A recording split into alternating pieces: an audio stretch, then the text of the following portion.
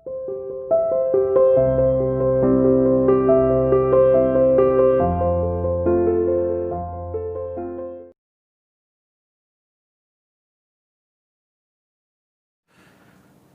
students, welcome in this vector series of class 11th। आज हम discuss करेंगे बहुत ही इंपॉर्टेंट टॉपिक वेक्टर अलजेब्रा का, जिसको कहते हैं रिजोल्यूशन ऑफ वेक्टर्स। ये एक ऐसा टॉपिक है, एक ऐसा कह सकते हैं अप्रोच है जो कि यहाँ तो छोटी सी नजर आएगी, लेकिन इसका यूज़ हम लोग करेंगे वेक्टर्स में, इसका यूज़ करेंगे न्यूटन्स लॉ में, इसका यूज़ करेंगे वर्क एनर्जी में, ग्रेविटेशन में, ऑसिलेशन में, 12th के सारे चैप्टर्स में। मीन्स एक छोटा सा टॉपिक और शुरुआत यहाँ से चलेगी कहाँ तक, जब तक फिजिक्स के मैक्सिमम वेक्टर या क्वांटिटी के हम लोग कैलकुलेशन करेंगे।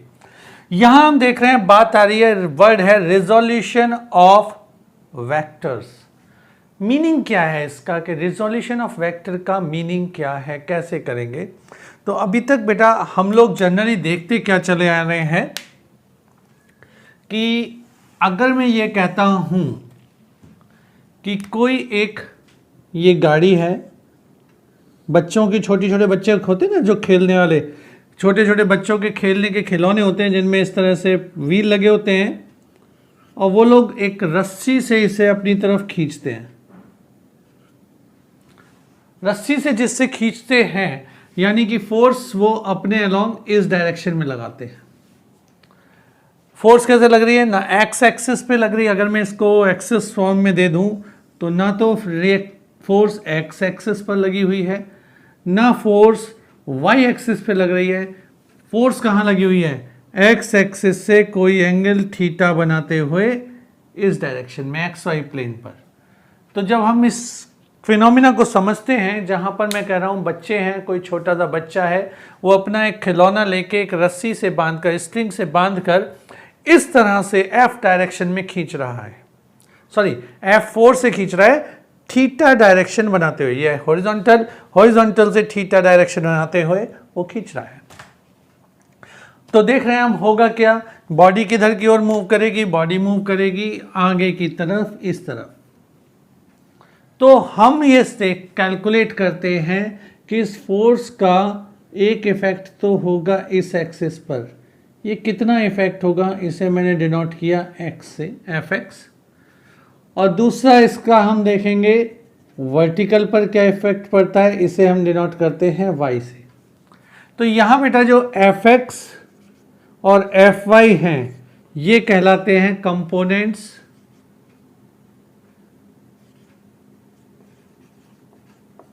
Of vector f। इन दोनों को हम कहेंगे components of vector f। Means अगर मैं एक वेक्टर को उसके x एक्सिस और y एक्सिस के इफेक्ट्स में देखूं, उसको रिजॉल्व करूं, उसके टुकड़े कर दूं, उसको डिवाइड कर दूं x एक्सिस के पोर्शन में और y एक्सिस के पोर्शन में, तो ये जो है ना, ये Fx और ये Fy, ये कहलाएगा रिजॉल्व वेक्टर्स या कंपोनेंट्स ऑफ वेक्टर्स। इसको हम कहते हैं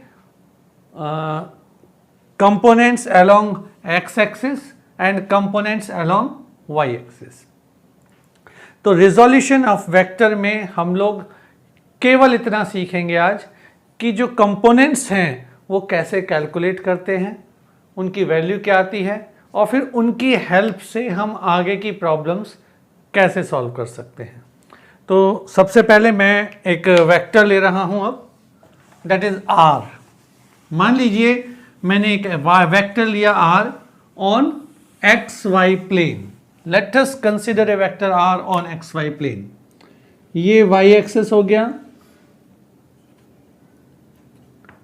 और ये x एक्सिस हो गया।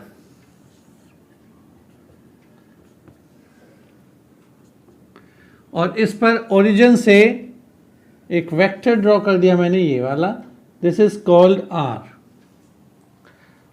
अगर मैं इस r को रिजॉल्व करता हूं, यानी इसके इफेक्ट्स देखता हूं हॉरिजॉन्टल पर कितना होगा, तो आपको पता है हमने बात की थी कि जो एक्स एक्सिस पर हम लोग दिखाते हैं उसे किस वेक्टर से डिनोट करते हैं। एक्स एक्सिस पर हम लेते हैं यूनिट वेक्टर आई और वाई एक्सिस पर हम लेते हैं यूनिट वेक्टर जे। हम इसे क्या लिख सकते हैं, इसको लिखेंगे हम R X, this angle is theta. तो हमने क्या कंसीडर किया, कंसीडर किया हमने एक vector R at angle theta from X axis. तो अब इसके दो components, to now it has two components, one is R X and second one is are Y. तो हम लोग इस आर को क्या लिख सकते हैं, we can write it as r is equals to r x i plus are y j. अब हम लोगों को आर एक्स और आर वाई की वैल्यू फाइंड आउट करनी है। तो अगर मैं इसे एक ट्राइंगल का फॉर्म दे देता हूं, let's suppose this point is O, this is A, this is B. आपको इस ट्राइंगल में देखिए ओ ए बी में आर एक्स को हम क्या कहेंगे, आर एक्स को हम कहेंगे बेस है। ये क्या है, ये परपेंडिकुलर है और ये है hypotenuse. Means o A b is a right angle triangle. ये क्या है, o A b right angle triangle. This is a right angle triangle. यहां पर अगर मैं आर एक्स की वैल्यू निकालना चाहता हूं, means I want to find out the component X, या हम कह सकते हैं हॉरिजॉन्टल कंपोनेंट ऑफ आर। तो बेस हुआ आर एक्स, हाइपोटेन्यूस हुआ आर, बेस अपॉन हाइपोटेन्यूस क्या कहते हैं, B by H cos theta. Yes, very good, cos theta. तो हम क्या कहेंगे, R X upon R that is equals to cos theta. बेटा इस ट्राइंगल में देखना, मैं नीचे एक ट्राइंगल बना देता हूं जिससे आपको इजी रहेगा। यहां कुछ ये कंडीशन मान लीजिए, ये वाला साइड है आर एक्स हॉरिजॉन्टल कंपोनेंट, ये जो आर वाई यहां होगा इसके सामने की साइड भी आर वाई होगी, तो मैंने इसे कहा आर वाई, और ये हमारा वेक्टर है आर। तो R X upon R this is theta, ये क्या हो जाएगा, कॉस थीटा। तो हम लिख सकते हैं R X equals to R cos theta. ये हो गया हमारा हॉरिजॉन्टल कंपोनेंट। और सेकंड आर वाई सामने आ रहा है, आप देख रहे हैं यहां पर आर वाई इस ट्रायंगल का परपेंडिकुलर है, और perpendicular upon hypotenuse is sine theta. Now r y upon r y upon r means this is are y and this one is r. तो perpendicular upon hypotenuse that is equals to sine theta, implies that r y कितना हुआ, ये r इधर आ जाएगा, r sine theta. So these are the component rectangular components of a vector are. अब मैं इसको थोड़ा सा समराइज और करता हूं, थोड़ा समझ में आ जाएगा आपको। देखिए अभी जो हमने बात की है, मैंने क्या कहा कि एक वेक्टर है मेरा जिसके पास जो ना तो एक्स एक्सिस पर है ना वाई एक्सिस पर है, it is at X Y plane, यानी ये एक्स और वाई एक्सिस के बीच में है कहीं पर। हम लोग ये कह रहे हैं ये एक्स वाई एक्सिस है, ये एक्स एक्सिस है, और इसके बीच में कहीं पर ये वेक्टर हो गया आर,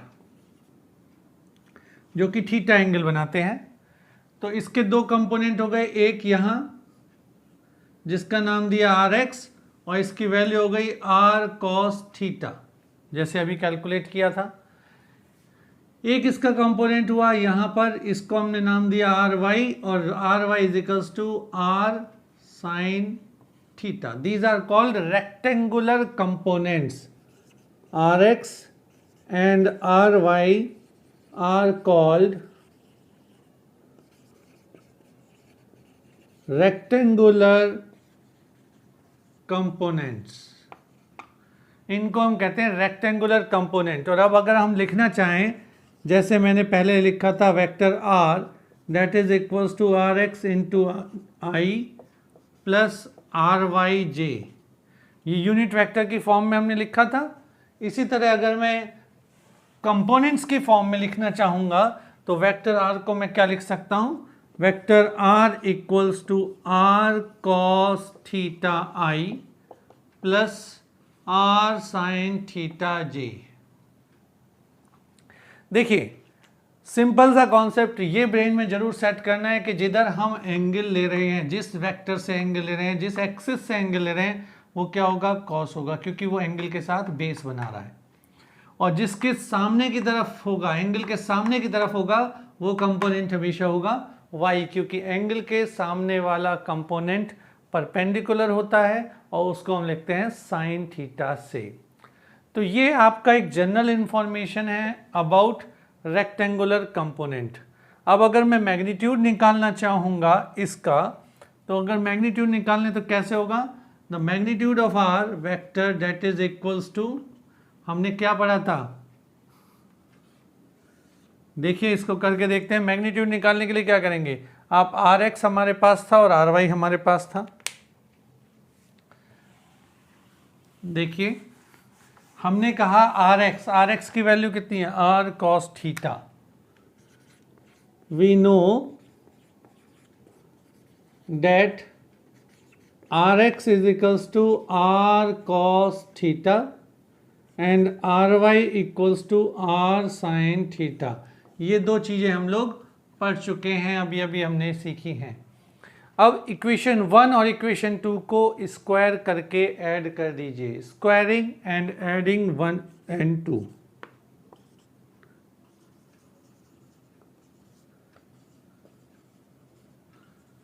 जब हम दोनों को स्क्वायर और स्क्वायर करके ऐड करेंगे तो आर एक्स का स्क्वायर प्लस आर वाई का square is equals to R square cos square theta plus R square sine square theta. इसमें से बेटा हम क्या कॉमन ले सकते हैं, we can take common R square and bracket में रह जाएगा cos square theta plus sine square theta. ये क्या होता है, ये होता है 1। It means R square is equals to r x square plus R Y square. और अगर मुझे मैग्नीट्यूड निकालना है r, तो सिंपली हमारे पास क्या फॉर्मूला आ गया, r x square plus R Y square under root. तो this is the magnitude of vector r in terms of its component. अब हम थोड़ा सा, मैं इसके कंपोनेंट्स के लिए आगे चलूँगा, प्रॉब्लम्स को डिस्कस करता हूँ थोड़ा सा, जिससे हम देखें कि कंपोनेंट्स कैसे कैसे हम तोड़ सकते हैं या ब्रेक कर सकते हैं। देखिए जैसे मैं कहता हूँ कि मुझे एक फोर्स है और वो फोर्स मैंने अप्लाई किया है 45 डिग्री के एंगल पर। Let's suppose a force is applied at an angle of 45 degree from X axis. ये कंडीशन है कि मैंने 45 डिग्री पर एक फोर्स अप्लाई किया 10 न्यूटन का एक्स एक्सिस से। तो इसके दो कंपोनेंट हो गए, एक ये और एक ये। इसे मैं कहूँगा एफ एक्स, इसे हम कहेंगे एफ वाई। अभी किया था हॉरिजॉन्टल कंपोनेंट एफ एक्स कितना होगा, अगर ये 10 है, मैंने इसे ट्रायंगल बनाया, ये बेस हुआ एफ एक्स, ये है 10, तो F X upon 10 is equals to cos 45 implies that बेटा एफ एक्स कितना हो जाएगा 10 cos 45। cos 45 की वैल्यू होती है 1/√2, तो this comes out to be 10/√2। √2 से ऊपर नीचे मल्टीप्लाई कर दीजिए तो आंसर आएगा 5√2 न्यूटन। ऐसे ही अगर मैं एफ वाई निकालने की कोशिश करूंगा तो क्या होगा, F Y that is equals to 10 sine 45 10/√2 and again 5√2 newton. तो आप देख रहे हो अगर 10 न्यूटन यहाँ है 45 डिग्री के एंगल पर है तो ये वाला होगा 5√2 न्यूटन, ये वाला भी होगा 5√2 न्यूटन। इस तरह से आप वेक्टर्स को रिजॉल्व कर सकते हैं अलग अलग डायरेक्शन में कि इसका इफेक्ट क्या होगा, रेक्टेंगुलर कंपोनेंट्स क्या होंगे अलग अलग डायरेक्शन में। नेक्स्ट मैं ले रहा हूँ, पॉज करके नोट कर लेना, थोड़ा ज़्यादा लंबा हो जाता है वीडियो, अपलोड करने में दिक्कत आती है, इसलिए रुकना पॉसिबल कम होता है। नेक्स्ट ले रहा हूं मैं इसी में, देखिए बेटा कि अगर ये एक वॉल है, दीवार, ठीक है, और इस वॉल पर हमने इस तरफ से कोई बॉल फेंकी, उस बॉल की वेलोसिटी थी 50 मीटर पर सेकेंड, ज़्यादा हो गई भाई, 20 कर देते, 20 मीटर पर सेकेंड, और ये हॉरिजॉन्टल से कितना एंगल बना रही है, ये हॉरिजॉन्टल से एंगल बना रही है 60 डिग्री। अब क्योंकि ये भी ना हॉरिजॉन्टल पर है ना ये वर्टिकल पर है, तो इसके भी कितने कंपोनेंट होंगे, 2 कंपोनेंट्स होंगे, एक हॉरिजॉन्टल दूसरा वर्टिकल। एरो किधर है, इधर की तरफ, तो इसका मतलब इसका हॉरिजॉन्टल कंपोनेंट ये होगा और इसकी वैल्यू कितनी होगी 20, एज सच लो, एंगल ये है तो 20 cos 60। ऐसे ही ये वाला कितना होगा इधर की ओर 20 sin 60। सामने आपके दोनों कंपोनेंट लिख दिए, अब इनकी आप वैल्यू इजीली निकाल सकते हैं कि 20 cos 60 की वैल्यू 1/2, तो 20 into 1/2 that is 10 newton, 10 metre per second. यहाँ कितना हो जाएगा 20 इंटू √3/2, तो 10√3 मीटर पर सेकेंड। अब इसका एक एग्जांपल और लेता हूँ मैं, जो कि इंक्लाइंड प्लेन पर है। इंक्लाइंड प्लेन आपके यहाँ बहुत काम आने वाला है, इसको थोड़ा आपको समझना भी पड़ेगा कि क्या कहना चाहता हूँ। देखिए ये एक इंक्लाइंड प्लेन है, इंक्लाइंड प्लेन, और इस प्लेन पर एक बॉडी रखिए यहाँ पर, ये है थीटा एंगल। इस बॉडी का मास, किसी भी बॉडी का मास, मैंने कहा इस बॉडी का मास है m, तो इस पर जो वेट लगेगा वो किधर होगा, वर्टिकली डाउनवर्ड। वेट जो होता है हमेशा सीधा डाउनवर्ड होता है, कैसे होगा, वर्टिकली डाउनवर्ड। तो हमने वर्टिकली डाउनवर्ड मान लिया। अब इस पे अगर मैं इस वाले प्लेन को देखता हूं जो हमारा इंक्लाइंड प्लेन है, ये वाला, मैंने इसको हल्का हल्का लाइन ड्रॉ कर दिया जिससे आपको इजी रहे। देखिए जो मैंने वेट का वर्टिकल बनाया है, दिस इज द फोर्स, ये इसके साथ परपेंडिकुलर अब होगा, ये परपेंडिकुलर कंपोनेंट होगा और ये इसका पैरेलल कंपोनेंट होगा। आप बताएंगे ये वाला एंगल कितना है, ये हमें दिख रहा है 90, ये एंगल था थीटा, तो ये ऊपर वाला हो जाएगा 90 माइनस थीटा, और अगर ये 90 माइनस थीटा है तो ये कंपोनेंट हो गया थीटा। मीन्स mg हमें पता है, हमें इस सरफेस पर जो हमारी इंक्लाइंड सरफेस है इस पर एक कंपोनेंट ये फाइंड आउट करना है, एक कंपोनेंट पैरेलल ये वाला फाइंड आउट करना है। तो ये कितना होगा, थीटा साथ में है तो mg cos थीटा, और ये कितना होगा बेटा mg sin थीटा। बहुत इजी कॉन्सेप्ट है, हमें सिर्फ ये देखना है कि कौन सा वेक्टर किस प्लेन के परपेंडिकुलर है, किस प्लेन के पैरेलल है, और एंगल किस प्लेन के साथ बना रहा है या कहाँ पर है। अब एक प्रॉब्लम लेता हूँ मैं छोटी सी इसी के लिए, जिसमें हम वेक्टर से कैलकुलेट करेंगे।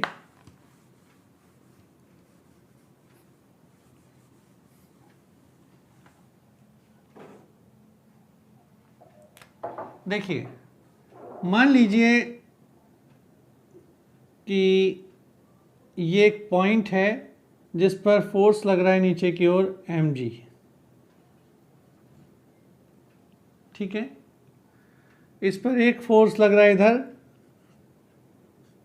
10 न्यूटन, और ये mg भी मैं न्यूटन में कर देता हूँ mg लगाने की जगह। तो ये लग रहा है मान लीजिए 15 न्यूटन, और एक थर्ड फोर्स इस डायरेक्शन में लग रहा है t एट एंगल 45 डिग्री। ठीक है, डायग्राम समझ में आ रहा है। एक पॉइंट है बीच में जिस पर 3 फोर्स लगे हुए हैं। इन तीनों फोर्सों में से एक है 10 न्यूटन, दूसरा 15 न्यूटन वर्टिकली डाउनवर्ड, और तीसरा T अननोन फोर्स है जिसको वैल्यू हमें नहीं पता, और वो 45 डिग्री की एंगल बनाते हुए है हॉरिजॉन्टल से। अब क्योंकि इसमें T जो है वो हॉरिजॉन्टल से 45 डिग्री पर है, और हम कह रहे हैं this point is an equilibrium. Equilibrium का मतलब इस पर नेट फोर्स कितना है, 0। तो इस T के 2 कंपोनेंट होंगे। There are 2 components of this T, one is T cos 45 and second one is this T sin 45। ये है T cos 45, ये है T sin 45। और क्योंकि ये इक्विलिब्रियम में है तो ध्यान दीजिए, इक्विलिब्रियम मतलब नेट फोर्स 0। नेट फोर्स 0 होने का मतलब है सारे वर्टिकल फोर्स और सारे हॉरिजॉन्टल फोर्स इक्वल होंगे। इक्विलिब्रियम की कंडीशन क्या है, ध्यान रखना। इक्विलिब्रियम कंडीशंस, इक्विलिब्रियम कंडीशंस क्या है? Number 1 sigma F X is 0, number 2 sigma F Y is 0। इनको याद रखना है हमेशा, सेट कर लो दिमाग में कि कभी भूलो ना। तो पहला कंपोनेंट क्या हुआ, सिग्मा एफ एक्स यानी हॉरिजॉन्टल कंपोनेंट। तो यहाँ से देखिए टी कॉस 45, ये इधर कितना है 10 न्यूटन, तो इसको इक्वल करेंगे 10। यहाँ से बेटा टी की वैल्यू इजीली आ जाएगी, और वो क्या होगी, T is equals to 10 upon cos 45। कितना वैल्यू आ गया, सॉल्व करके लिख दीजिए कितना भी आता है। दैट इज 1/√2, आंसर आ गया 10√2। क्लियर? तो हम इस तरह से t की वैल्यू फाइंड आउट कर सकते थे। अगर हमें ये 45 डिग्री ना दिया जाता, मान लीजिए ये दिया भी नहीं है, हमसे कह दिया जी थीटा है, तो हम इसे भी कैलकुलेट कर सकते थे इस तरह से। तो हमने क्या किया, t cos theta this is equals to 10, और दूसरी इक्वेशन हमारी क्या बनती, t sin theta is equals to 15। ठीक है, तो अब क्या होगा, 15 की जगह मैं इसे चलिए 10 कर देता हूं तो इजी कैलकुलेशन हो जाएगा। 10 डिवाइड कीजिए, t से t कैंसिल हो जाएगा, ये होगा cot theta is equals to 1, implies that theta is equals to 45 degree. तो इस तरह से अब हमने थीटा 45 निकाल दिया, 45 वैल्यू रख दीजिए, आपके पास आ जाएगा 10√2, t की वैल्यू आ गई। तो t cos 45 is equals to 10, t कितना हो जाएगा 10/cos 45। तो बेटा रिजोल्यूशन के हेल्प से हम लोग इस तरह से सॉल्व कर सकते हैं डिफरेंट प्रॉब्लम्स। आज मैंने आपको सिर्फ रिजोल्यूशन बताया है, नेक्स्ट लेक्चर में भी मैं रिजोल्यूशन की कुछ वेक्टर प्रॉब्लम्स कराऊंगा, और साथ साथ बताऊंगा रेक्टेंगुलर कंपोनेंट्स ऑफ 3D। यानी अभी 2D में हम चल रहे हैं, 2 डायमेंशनल में, फिर 3 डायमेंशनल में हमारे रेक्टेंगुलर कंपोनेंट्स कैसे होंगे, किस तरह से हम इन्हें सॉल्व करेंगे, वगैरह वगैरह। खैर उस बाकी चीज़ें बाद में। Best of luck, all the best for your exam, जो कि आपका आज शाम को है 5 o'clock पर इंग्लिश का, और मंडे को जो आपका एग्ज़ाम होगा वो होगा फिज़िक्स का। तो ऑल द बेस्ट, और देखते रहिए, समझते रहिए। Good luck.